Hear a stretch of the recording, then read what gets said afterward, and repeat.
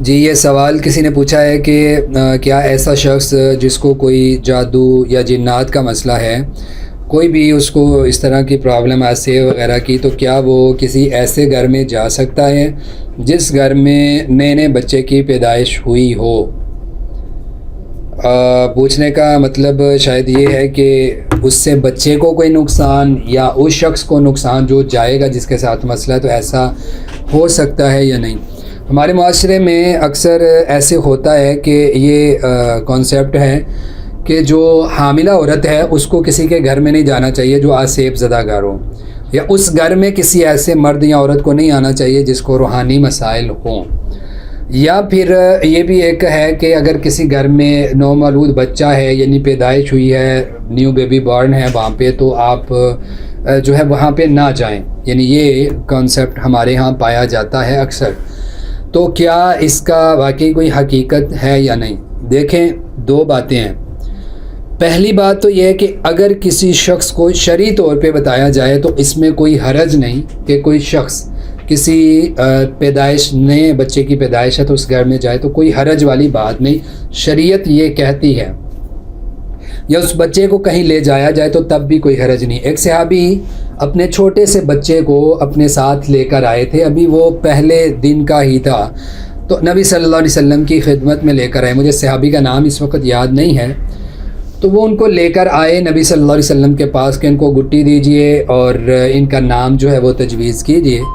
تو آپ دیکھیں جب بچے کو لے کے باہر جائیں گے تو پبلک میں طرح طرح کے لوگ ہوتے ہیں، اچھے بھی ہوتے ہیں، برے بھی ہوتے ہیں،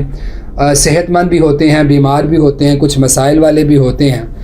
تو اگر یہ کوئی ایسی چیز ہوتی کہ پبلک کے ساتھ یا کسی دوسرے کے ساتھ کسی کو اثر ہوتا ہے تو نبی صلی اللہ علیہ وسلم منع کر دیتے کہ تم اتنے چھوٹے بچے کو لے کے باہر کیوں آئے ہو، تو آپ نے منع نہیں کیا۔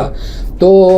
اس کا مطلب یہ ہے کہ کوئی فرق نہیں پڑتا اس سے، ٹھیک ہے۔ یہ بات ہو گئی شرعی طور پہ کہ شریعت نے نہ کسی ایسے بچے کے گھر میں جانے سے منع کیا ہے، نہ کسی ایسی عورت کو آنے سے یا کسی عورت کو باہر جانے سے منع نہیں کیا۔ یہ اگر اپنے وہ حفاظتی اذکار میں ہے، دعاؤں میں ہے، تو کوئی حرج والی بات نہیں ہے۔ دوسری بات جو میں کرنے لگا تھا وہ شرعی نقطہ نظر سے ہٹ کے ہے، تجربے کے لحاظ سے بات کرنے لگا ہوں۔ ہمارے نزدیک، یعنی میری جو ذاتی رائے ہے یا اساتذہ کے حوالے سے بات کر رہا ہوں، تو اس میں کوئی حرج والی بات نہیں، لیکن ایک شریعت کا یہ بھی اصول ہے جو احادیث سے پتہ چلتا ہے کہ اگر آپ کا یہ تصور ہے اور آپ کا پہلے سے گمان ہے کہ ایسا کروں گا تو نقصان ہوگا، تو آپ نہ جائیں، یعنی ایسے گھر کے اندر کسی بچے کو داخل، کسی عورت کو، کسی مرد کو داخل نہ ہونے دیں جس گھر کے اندر نئے بچے کی پیدائش ہوئی ہے،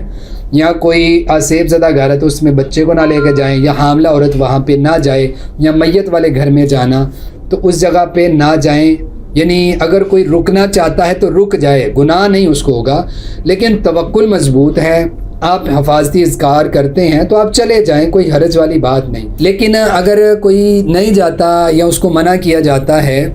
تو اس لحاظ سے ٹھیک ہے کہ اگر آپ وہاں پہ جائیں گے تو بائی چانس اگر آپ کو کوئی بیماری لگ گئی تو آپ سمجھیں گے کہ یار دیکھو میں ادھر گیا تھا، تو آپ کا اس جگہ پر جانے کی وجہ سے یہ خیال بن جائے گا کہ میرا بچہ اسی لیے بیمار ہوا ہے کہ یہ عورت میرے گھر میں آئی تھی اس لیے، یا یہ عورت پریگنینسی کو کوئی مسئلہ ہو گیا تو آپ سمجھیں گے کہ ہاں یہ اس گھر میں گئی تھی تو اس لیے، تو بدگمانی آ جائے گی آپ کی۔ اس لیے اس بدگمانی سے بچنے کے لیے یا دوسرے کو بدگمانی میں ڈالنے سے بچانے کے لیے آپ بہتر ہے نہیں جانا چاہتے تو نہ جائیں۔ اگر آپ کا توکل مضبوط ہے، اللہ تعالیٰ پہ بھروسہ ہے، آپ کا عقیدہ صحیح ہے، آپ اذکار کرتے ہیں اور آپ سمجھتے ہیں بیماری اللہ کی طرف سے ہے، جب آنی ہے آنی ہے، جب اللہ نے بچانا ہے تو بچا لینا ہے، تو اگر آپ کا توکل یقین مضبوط ہے تو پھر آپ چلے جائیں۔ شرعی طور پہ اس میں کوئی حرج نہیں، کوئی ممانعت نہیں ہے، آپ جا سکتے ہیں، شرعی طور پر اس میں کوئی حرج نہیں ہے، واللہ اعلم۔